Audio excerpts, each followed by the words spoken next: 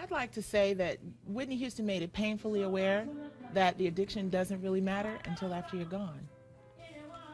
Doesn't matter until you're dead. Michael Jackson, doesn't matter until you're dead. Everyone wants to know what Whitney was doing the night before, what Michael was doing the night before. What did he take? Everyone's in a frenzy to find out what these artists are taking after they die. Why aren't record companies doing the same thing that these football, NFL, and NBA? It's mandatory drug testing.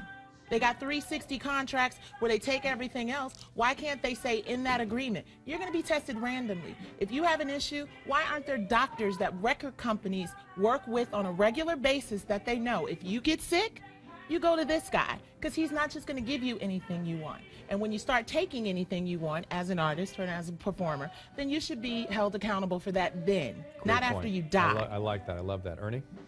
I'd have to go to a different place. Good place. You know, I think what we do as individuals, we do as individuals.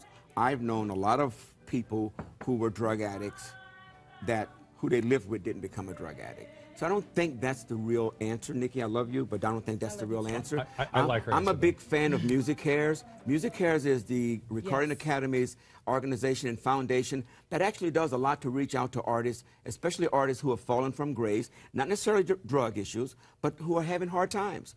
To answer your question about what lesson I think you said we can get? What gift did she get? What lesson did she give us? Whitney's gift was still a gift of voice, a gift of song, an icon, a girl who came from the church. She enriched us, and she enriched the American culture like many other people before her has, but in a very unique manner. And I don't think that her death should be the definition of what Whitney's Whitney will live long after we're gone. I completely agree, Ernie. Thank you very much. And by the way, I've worked with Music Cares forever. Remember Buddy Arnold, God rest his soul. I've worked with him forever. And Nikki, thank you.